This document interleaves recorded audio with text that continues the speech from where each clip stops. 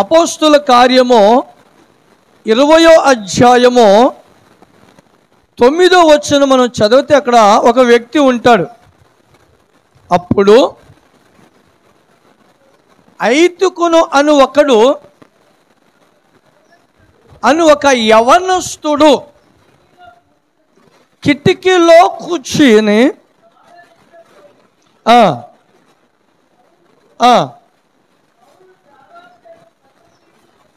పౌలు చాలాసేపు వాక్యాన్ని బోధిస్తున్నాడని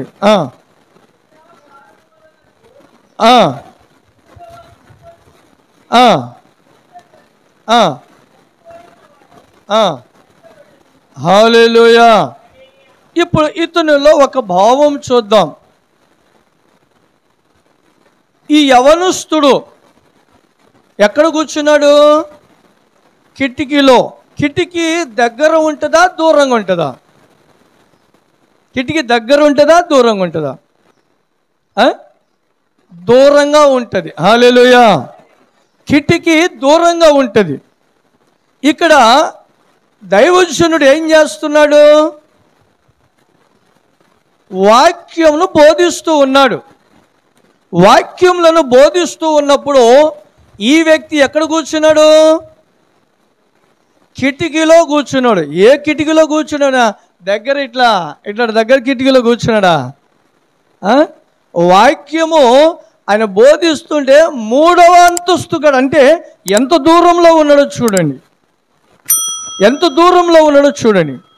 ఏంటి ఆయన దూరంగా ఉన్నప్పుడు ఏంటి ఆయన ఎప్పుడైతే దేవునికి దూరం అవుతున్నాడో అప్పుడు ఆయన ఎటువంటి వాడై ఉన్నాడు? చచ్చిన వారై ఉన్నాడు. హల్లెలూయా. చనిపోయిన వారుగా కనబడుతూ ఉన్నాడు. అక్కడ ఆయన పడిపోవడానికి కారణం ఏంటి? ఇప్పుడు మీకు చెప్పాను నేను. ఆయన పడిపోవడానికి కారణం ఏంటి అమ్మా? ముందు దేవునికి దూరంగా ఉన్నాడు, వాక్యానికి దూరంగా ఉన్నాడు. రెండోది ఆయనలో ఉన్నది ఏంటంటే వచ్చాడు దూరంగా కూర్చున్నాడు అయినా కానీ వాక్యం వినాలా? ఏం చేస్తున్నాడు? నిద్రపోతున్నాడు. హల్లెలూయా. నిద్రపోతున్నాడు. ఆత్మీయ జీవితంలో తను నిద్రపోతున్నాడు.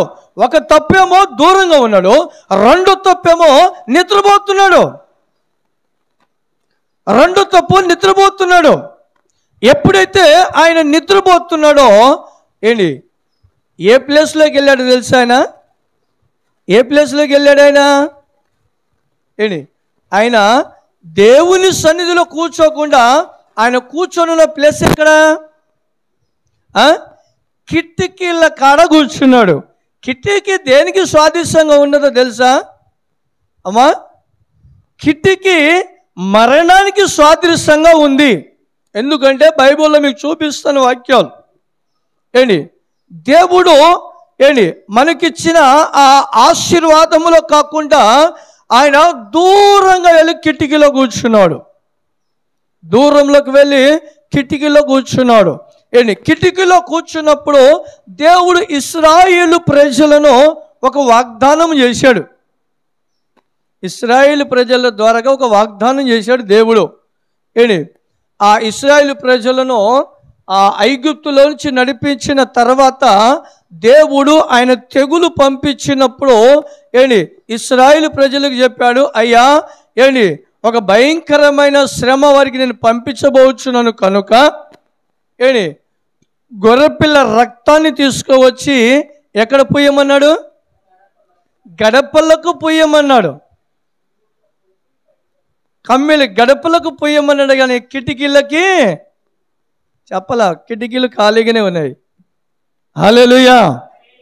కిటికీలు ఖాళీగానే ఉన్నాయి. కిటికీలు ఖాళీగా ఉన్నాయి కాబట్టి ప్రమాదము రావడానికి అవకాశం అక్కడ ఉంది. గడపల నుంచి రావడానికి అవకాశం లేదు. ఎందుకంటే అక్కడ దేవుని శక్తి ఉంది. దేవుని శక్తి ఉంది కనుక ఆ ప్లేస్లో నుంచి సైతాను ఏమాత్రమును రావడానికి ఒక అవకాశం ఉంది. శత్రువు రావడానికి ఒక అవకాశం ఉంది. ఏ అవకాశము? కిటికీలో అవకాశం ఉంది. ఆ దుష్టుడు ప్రవేశించడానికి కిటికీలు ఉన్నాయి. అందుకనే ఆయన కూర్చున్న ప్లేస్ ఎక్కడ? ప్రమాదకరమైన ప్లేస్లో కూర్చున్నాడు. హల్లెలూయా. ప్రమాదకరమైన ప్లేస్లో కూర్చున్నాడు. ఎలా కూర్చున్నాడు పాస్టర్ గారు అంటారా? ఇర్మియా గ్రంథంలోకి వెళ్దాం. 9వ అధ్యాయం 21వ వచనం చదవండి. చూడండి, వీధులలో పసిపిల్లలు ఉండకుండాను, రాజమార్గములో యవనులు లేకుండాను, చూడండి, వారిని నాశనము చేయుటకై. హల్లెలూయా. ఎక్కడికి ఎక్కుతుండదు మరణము? మరి తలుపుల నుంచి రావచ్చు కదా. లేదు అవకాశం తలుపుల నుంచి. ఎందుకంటే తలుపుల నుంచి రావడానికి ఆయన మరణపు ముళ్ళని విరిచివేసేసాడు. హల్లెలూయా. మరణపు ముళ్ళని విరిచిన వ్యక్తి తలుపుల కాడ ఉన్నాడు. అందుకనే మరణము తలుపుల కాడ నుంచి రావడానికి అవకాశం లేదు. తలుపుల కాడ నుంచి రావడానికి అవకాశం లేదు కనుక ఎక్కడి నుంచి వస్తున్నాడంట? కిటికీలలో నుండి వస్తున్నప్పుడు ఈ వ్యక్తి వెళ్ళి ఎక్కడ కూర్చున్నాడు? కిటికీ దగ్గర కూర్చున్నాడు. మరి ఇప్పుడు మన తుఫాన్లో వరద బారుతుంది.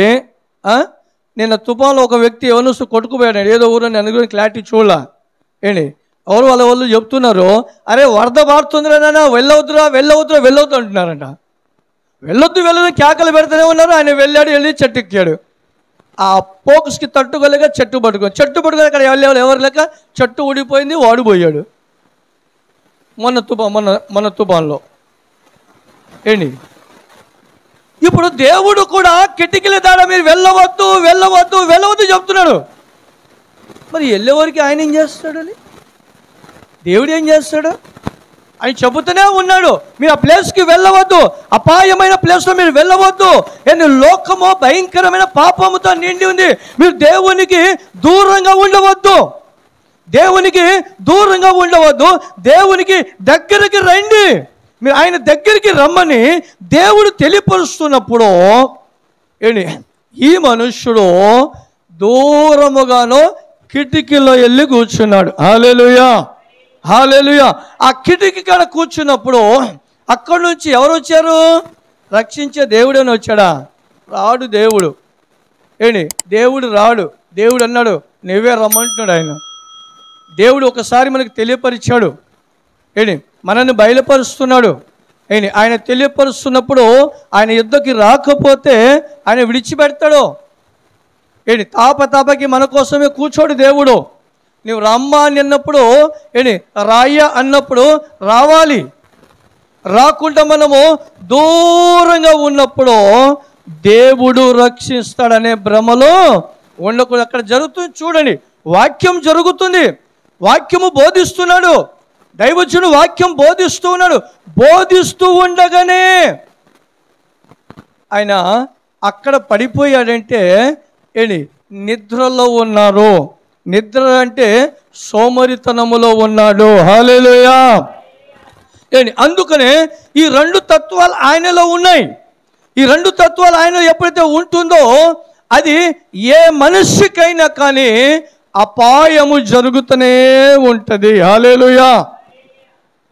ఎందుకంటే రాకడను గురించి బైబిల్లో రాయబడిందా? మనకు మామూలుగా తెలుసా? బైబిల్లో రాకడను గురించి రాయబడింది. అపారకరమైన పరిస్థితులన్నీ బైబిల్లో రాయబడి ఉన్నాయి. ఏ పరిస్థితి కూడా ప్రతి పరిస్థితి కూడా బైబిల్లో రాయబడి ఉంది. సూర్యుడు ఉదయించాలన్నా, చంద్రుడు ఉదయించాలన్నా, మనకు వెలుగు రావాలన్నా, గాలి మనకు విసిరి కొట్టాలన్నా, తుఫాన్ రావాలన్నా, తుఫాన్ ఆగాలన్నా అన్ని ఆయన చేతిలో ఉంది. హల్లెలూయా. మనము జీవించాలన్నా, మన బాడీలో వయస్సు నిలబడి ఉండాలన్నా, మనం గట్టిగా మాట్లాడాలన్నా అవన్నీ కూడా ఆయన ఇచ్చే కృప. హల్లెలూయా. ఆయన ఇచ్చే కృప సమస్తమును ఆయనలో ఉన్నాయి కనుక కొంతమంది ఏం చేస్తారంటే ఆయనను దూరం ఉంచుతారు. ఇప్పుడు ఈయనలాగా దేవునికి దూరంగా అవుతారు. దూరమైనప్పుడు వారికి జరిగే ప్రమాదము. హల్లెలూయా. మరొక మాట అంటాడు చూడండి, కీర్తనకారుడు తెలియపరిచిన మాట చూడండి. ఆయన ఎంత చక్కనైన మాట అంటాడండి. కీర్తన గ్రంథములో మనం చదివినప్పుడు ఇందాక చదివిన 119 కీర్తనలో 50వ వచనంలో ఉంటుంది మాట.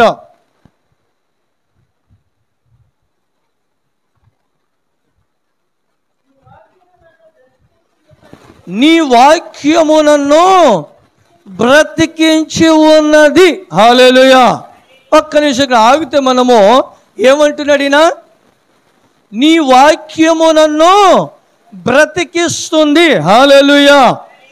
వాక్యము మనకు బ్రతికిస్తుంది. వాక్యము బ్రతికించినప్పుడు ఈ వాక్యము మనలోకి రావాలంటే మనం ఎక్కడ కూర్చోవాలి? ఇప్పుడు ఆలోచించండి. వాక్యము మనకు బ్రతికిస్తుంది. వాక్యము బ్రతికిస్తున్నప్పుడు వాక్యం ఎక్కడ దొరుకుతుందండి? చిల్లర కొట్లో ఉంటుందా? ఏదైనా షాపింగ్ మాల్లో దొరుకుతుందా వాక్యం? దేవుని సన్నిధిలో మాత్రమే దొరికేది వాక్యం. హల్లెలూయా. అనేకమైన రకరకాలైన షాపింగ్ మాల్లు ఉన్నాయి, కానీ బ్రతకడానికి అక్కడ ఏమీ దొరకవు. కాకపోతే కొన్ని రోజులు గడపడానికి దేవుడిచ్చిన తత్వాలను ముందుకు తీసుకువెళ్ళడానికి మాత్రమే షాపింగ్ మాల్లో దొరుకుతాయి, కానీ మనకు శక్తిని ఇచ్చేది షాపింగ్ మాల్లో దొరకదండి. హల్లెలూయా. అందుకనే ఇక్కడ ఈ కీర్తనకారుడు అంటున్నాడు, నీ వాక్యమే నన్ను బ్రతికిస్తుంది. బ్రతికించడానికి ఈ వాక్యము ఆయనలో ఉంటుంది. ఆ వాక్యము ఆయనలో రావాలంటే ఈ మనుషుడు ఎక్కడికి రావాలి? దేవుని సన్నిధికి రావాలి. దేవుని సన్నిధికి ఎప్పుడైతే వస్తారో అప్పుడు ఈ వాక్యము ఇప్పుడు మీలోకి వెళుతుంది. హల్లెలూయా. హల్లెలూయా. దేవుని సన్నిధిలో రాకుండా ఈ మనుష్యుడు ఎక్కడ ఉన్నాడు? కిటికీలో ఉన్నాడు. ఏ కిటికీలో ఉన్నాడు? అపాయకరమైన ప్లేస్లో కూర్చున్నాడు. అపాయకరమైన ప్లేస్లో కూర్చొని అక్కడ చేస్తున్న పని ఏంటంటే ఆయన నిద్రపోతున్నాడు. ఒకటేమో దేవుడికి దూరంగా ఉన్నాడు, రెండోదేమో సోమరితనములో ఉన్నాడు. ఎప్పుడైతే అలాగూ ఉన్నాడో ఆ మనుష్యుడికి ప్రమాదం అనేది ఖచ్చితంగా వచ్చుదని. హల్లెలూయా. ఈ ప్రమాదములో నుండి తప్పించడానికి దేవుడు అన్నాడండి, యేసు ప్రభు అన్నాడు. ఏమని బోధించాడు ఆయన? ఇదిగో లోకములో మిమ్ములను శ్రమ అన్నాడు. హల్లెలూయా. లోకములో మిమ్ములను శ్రమ అన్నాడు, అయినను మీరు ధైర్యము తెచ్చుకోండి అన్నాడు. లోకములో శ్రమ అయినను మీరు ధైర్యం తెచ్చుకొని అన్నాడు. ఎందుకని ధైర్యం తెచ్చుకోమన్నాడు ఆయన? లోకంలో శ్రమలు ఏమున్నాయి? ఏ అడుగు పెట్టినా శ్రమలతో కూడినది, ఏ ప్లేస్లోకి వెళ్ళినా శ్రమలతో కూడినది. మనుషునికి సంతోషము రావాలి అంటే ఒక దేవుని సన్నిధిలో మాత్రమే. హల్లెలూయా. దేవుని సన్నిధి తప్ప ఏ మానవుడికి సంతోషము వస్తుందంటే ఆయన భ్రమాది. హల్లెలూయా. దేవుని సన్నిధికి వెళ్ళకుండా, దేవుని మందిరానికి వెళ్ళకుండా నాకు సంతోషము బాగుందన్నాడు అనుకోండి, వారికి క్రమది, వారి భ్రమ అది. సంతోషం ఇచ్చేది దేవుడు ఒక్కడే. సంతోషమును కోరేది దేవుడు ఒక్కడే. హల్లెలూయా. నీ సంతోషాన్ని కోరేది దేవుడు ఒక్కడే. మన సంతోషము కోసము తన ప్రాణాన్ని కూడా పెట్టాడు ఆయన. మన సంతోషం కోసం తన ప్రాణాన్ని పెట్టాడు. ఈరోజు ఏ మానవుడు పెడతాడని ఒకరి కోసము? ఒక మనుషుని కోసం ఒక మనుషుడు ప్రాణం పెట్టేవాళ్ళు ఉన్నారా? ఎవరు కూడా లేరు, ఆయన పెట్టాడు. హల్లెలూయా. ఎందుకు పెట్టాడు ఆయన ప్రాణము? ఎందుకు పెట్టాడు ప్రాణం ఆయన? మనము సంతోషం ఉండడం కోసం. హల్లెలూయా. మనము సంతోషం ఉండడం కోసము ఆయన ప్రాణాన్ని పెట్టి మనల్ని సంతోషపరుస్తూ ఉన్నాడు ఆయన. ఆ దేవుడికి అక్కడ ఆ వాక్యాన్ని వింటూ ఉన్నవారు అనేక మంది ఉన్నప్పటికీ ఎవరికి కూడా సమస్య రాలేదండి అక్కడ ఉన్నవారికి. కానీ ఒకే ఒక వ్యక్తికి సమస్య వచ్చిందంటే ఆయన ఎక్కడున్నాడు? దేవుడికి దూరంగా ఉన్నాడు. రెండోది సోమరితనములో ఉన్నాడు. మూడోది దేవుని వాక్యం ఆయనలో లేదు. హల్లెలూయా. దేవుని వాక్యం ఆయనలో లేదు. వాక్యం వింటే కదా, వాక్యం వింటేనే కదా వాక్యము మనలను బలపరిచేది. వాక్యం వింటేనే కదా మనకు ధైర్యం వచ్చేది. వాక్యం వింటేనే కదా మనకు శక్తి వచ్చేది. వాక్యం వింటేనే కదా విశ్వాసము పెరిగేది. వాక్యం వింటేనే కదా మనం బలవంతులుగా ఎంచబడేది. బైబిల్ చెబుతుంది కదా, వినుట వలన, హల్లెలూయా, వినుట వలన విశ్వాసము కలుగుతుంది కదా. విశ్వాసము కలగడానికి వాక్యం వింటే కదా. వాక్యం వినకుండా ఏ మనుష్యుడిలో విశ్వాసం అనేది పెరగదండి. ఎంత పెద్దవాడైనా కావచ్చు, ఎంత చిన్నవాడైనా కావచ్చు, ఎంత జ్ఞాని అయినా కావచ్చు. వాక్యము లేకుండా నేను జ్ఞానవంతునిగా అనుకున్నాడు అనుకోండి, బైబిల్ ఎమ్మటే ఇచ్చేసింది, నీ స్వబుద్ధిని. హల్లెలూయా. చూసారా? నీ స్వబుద్ధిని నువ్వు ఆధారం చేసుకోకూడదు.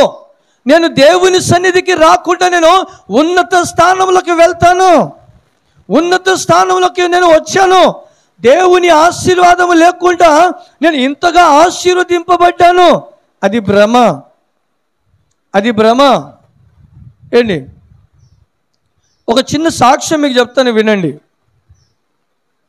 నేను ఇక్కడ నుంచి 16 సంవత్సరాల తర్వాత మా ఊరికి వెళ్ళినప్పుడు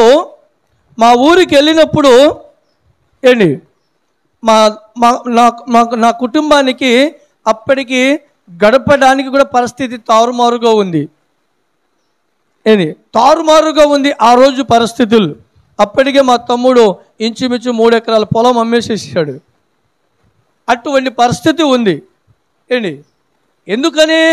వాళ్ళకి నేను అక్కడ వెళ్ళలేదు కాబట్టి, గమనించండి, వెళ్ళలేదు కాబట్టి. అప్పటికే మా మరదలకి మా అబ్బాయి పుట్టినప్పుడు ఆపరేషన్ చేయడానికి డబ్బులు కూడా లేకపోతే నేను పంపించాను.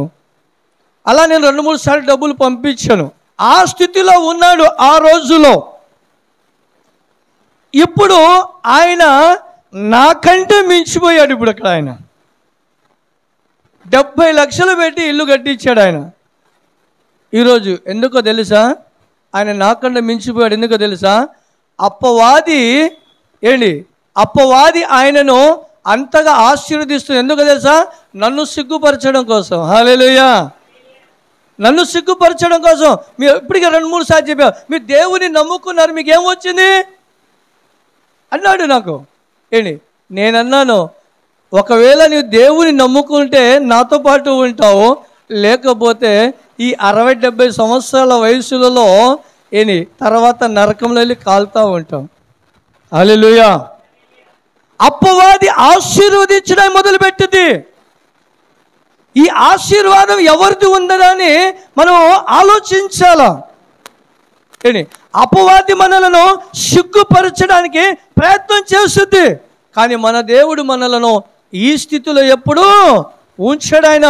మనది బైబిల్ చెప్తుంది, మన పౌరస్థితి ఎక్కడ? ఇది మనతో వచ్చిందా? మన మీద ఉన్న వస్తువులు ఏమైనా వస్తాయా? ఏమీ రాదు, ఏమీ రాదు. ఏది కూడా ఇబ్బందులు దేవుడు మనకు రానివ్వడు. హల్లెలూయా, హల్లెలూయా. అయితే అపవాది మనలను భ్రమపరుస్తూ ఉంటుంది. ఇప్పుడు ఆయనే నా పొజిషన్ నాకంటే కొద్దిగా ఫస్ట్లో ఉన్నట్టుగా తక్కువ స్థాయిలో ఉంటే, ఇప్పుడు నన్ను చూసి ఆయన త్వరగా ప్రభుని ఎరిగేవాడు కదా. త్వరగా ప్రభుని ఎరిగేవాడు. ఇప్పుడు ఏం చేస్తున్న అపవాది అని ప్రభు దగ్గర రానివ్వకుండా చేస్తామని. హల్లెలూయా. ఇప్పుడు వాని సాక్ష్యం ఏమైనా పంచుకున్నాం అనుకో మనం, ఏంటి అప్పుడేమో స్టార్టింగ్లో మాత్రము సాక్ష్యాన్ని ఒక 2-3 సార్లు చెప్పాను. అప్పుడు విన్నాడు బాగానే. విని ఏంటి నేను కూడా మా ఫ్రెండ్స్ అందరూ ప్రార్థనకి వెళ్ళేవాళ్ళని చెప్పాడు. ఓ దారిలోకి వస్తున్నాడులే అనుకున్నా. కానీ దుష్టుడు ఏంటి ఎమ్మటి ఆయనకి లేపాడు. హల్లెలూయా. ఎమ్మటి దుష్టుడు అన్ని లేపాడు. ఏంటి ఆ మంచి పొజిషన్లోకి అన్ని తీసుకువెళ్ళాడు. హల్లెలూయా. అందుకనే వాటి వైపు మనల్ని మలపడానికి ప్రయత్నం చేస్తూ ఉంటుంది. దుష్టుడు మన నేత్రాన్ని ఆయన వైపు మలపడానికి ప్రయత్నం చేస్తూ ఉంటాడు. మనకు దూరం చేయడానికి ఆలోచిస్తూ ఉంటాడు. మనలను దేవుని యొద్ద నుండి దూరము చేయడానికి ప్రయత్నం చేస్తూ ఉంటాడు. ఆశీర్వాదము కావచ్చు, ఆయన ఆశీర్వదించే ఆశీర్వాదాలు కావచ్చు, లేకపోతే బలహీనతలు కావచ్చు, లేదా ఇబ్బందులు కావచ్చు, ఏదైనా కావచ్చు. అవి మనలను భ్రమపరచడానికి మన ఎదుట ఉన్న వ్యక్తిని బహుగా ఆశీర్వదిస్తూ ఉంటుంది. మనకు తెలుసు బైబిల్ వాక్యము ఎప్పటికైనా మనము పరలోక రాజ్యానికి చేర్చబడిన ఆయనకి తెలియదు. అన్యుడిగా ఉన్న ఆయనకి తెలియదు కాబట్టి ఇప్పుడు మనకి చెప్పినా వినిపించుకునే స్కోప్లో లేని వారికి మనం ఏం చేయలేం. అయితే మనం గ్రహించాలి, అపవాది వారిని అంతగా ఆశీర్వదించినప్పుడు ఆ ధనమంతా కూడా మనతో వచ్చేది కాదు. ఈ 60-70 సంవత్సరాలు నీవు సంతోషిస్తావేమో, డబ్బుని చూసి. కానీ తన తర్వాత మనకు ప్రారంభం, మన జీవితము ప్రారంభము మనము ఈ శరీరాన్ని విడిచిపెట్టేటప్పుడు ఈ శరీరాన్ని విడిచిపెట్టేటప్పుడు మనకు ప్రారంభం. అప్పుడు మనం సరైన తల్లి గర్భంలోంచి జన్మించిన వారము. ఇప్పుడు పుట్టంగానే ఇంత ఆస్తి సంపాదించాం, ఇంత ఆస్తి మాకుంది, ఇది ఉంది, అది ఉంది, మేము శక్తివంతులం, మేము బలవంతులం అంటే ఇంకా నువ్వు లోకంలోనే ఉన్నావు. నీ ఎప్పుడైతే నువ్వు ఈ దేహాన్ని విడిచిపెడతావో అక్కడి నుంచి నీ పుట్టినరోజులు, దేవునికి స్తోత్రం, హల్లెలూయా. అక్కడి నుంచి మనకు ఆయుష్ ఎన్ని సంవత్సరాలు బతకాలనేది దేవుడు మనకి ఇచ్చాడు అక్కడ. హల్లెలూయా. ఇక్కడ ఏ రోజు ఏం జరుగుతుందో మనకి తెలియదు, ఎప్పుడేం జరుగుతుందో తెలియని రోజులు ఇవి. కానీ అక్కడ వాటి గురించి మనకు తెలుసా తెలీదా? మన అక్కడున్న ఆయుష్ని గురించి తెలుసా తెలీదా? అక్కడున్న ఆయుష్ గురించి తెలుసా? ఏమని రాయబడింది బైబిల్లో? యుగ యుగముల వరకు. హల్లెలూయా. ఇక్కడ ఆయుష్ తెలియదు. ఇప్పుడు అది కూడా లేదు కదా. అధిక బలం లేదు, ఎక్కువ బలం లేదు, తక్కువ బలం లేదు. ఎప్పుడేం జరుగుతుందో తెలియని పరిస్థితులు ఇప్పుడు. హల్లెలూయా. అందుకనే మనకు మన జీవితాల గురించి ఎక్కడ తెలుసు. వాటి కోసము మనము దేవుడికి దగ్గరగా అవ్వాలి, దూరంగా ఉండకూడదు. దూరంగా ఉంటే దేవుని ఆశీర్వాదాన్ని కోల్పోతాం మనం. హల్లెలూయా. దేవుని ఆశీర్వాదాన్ని కోల్పోతాం. దుష్టుడు మనకి భ్రమపరిచేది అనేకమైన రకరకాలుగా ఉంటాయి. వాటిని గురించి మనం ఆలోచించకూడదు. దేవుని వాక్యమే మనలను బ్రతికించేది. హల్లెలూయా. దేవుని వాక్యం మనకు బ్రతికించేది కనుక వాక్యము ఆయన సన్నిధిలో మనకు దొరుకుతుంది కనుక ఆయన సన్నిధికి మనము దూరంగా ఉండకూడదు. ప్రతిరోజు కూడా చదువు వచ్చిన వాళ్ళు బైబిల్ చదువుతూనే ఉండాలి, చదువు రాని వారు దేవుని వాక్యాన్ని వింటూనే ఉండాలి. దేవునికి స్తోత్రం. ఇప్పుడు ఇంకొక చిన్న సాక్ష్యం మీకు చెప్తాను, గమనించండి. మొన్న జరిగిన సందర్భం. బైబిల్ని ఎన్నిసార్లు నేను బైబిల్ చదివాను, వాక్యము తెలుసు, అన్ని వాక్యాలు కూడా దేవుడు బోధించిన కృప చూపించాడు. అయినప్పటికీ అంతగా ఎదిగిన తర్వాత కూడా ఏంటి మన మీటింగ్ విషయంలో కాస్త బలహీనత వచ్చేసేసింది. ఏంటి కాస్త బలహీనత వచ్చేసేసింది. ఎమ్మటే దేవుడు ఏం చేశాడు? వాక్యము చేత బలపరిచాడు. హల్లెలూయా, హల్లెలూయా. దేని చేత బలపరిచాడు? వాక్యము చేతే. వాక్యము చేత దేవుడు బయలుపరిచాడు. అందుకనే ఈ దావీదు మహారాజు చెప్పిన మాట, నీ వాక్యమే నన్ను బ్రతికించెను. హల్లెలూయా, హల్లెలూయా. వాక్యము మనకు బ్రతికిస్తుందని. వాక్యము లేకుండా మనము బ్రతకలేము. ఒకవేళ నువ్వు బ్రతికినా, ప్రకటన గ్రంథంలో ఒక మాట ఉంది, నీవు బ్రతుకుచున్న మట్టుకు మాత్రమే, ఏంటి నీవు జీవించుచున్న జీవితం మట్టుకు మాత్రమే, కానీ నువ్వు మృతుడివే. హల్లెలూయా, మృతుడివే. చూసారా? అంత చక్కగా బైబిల్ మనకు తెలియపరుస్తుంది. పరిశుద్ధాత్మ దేవుడు మనల్ని బలపరుస్తూ ఉన్నాడు. ఆయన బలపరుస్తూ ఉన్నప్పుడు వాక్యము లేకుండా ఏ వ్యక్తి కూడా వారి జీవితాలను కొనసాగించలేరు. కనుక వాక్యమును వినటానికి మనం ప్రయాసపడాలి.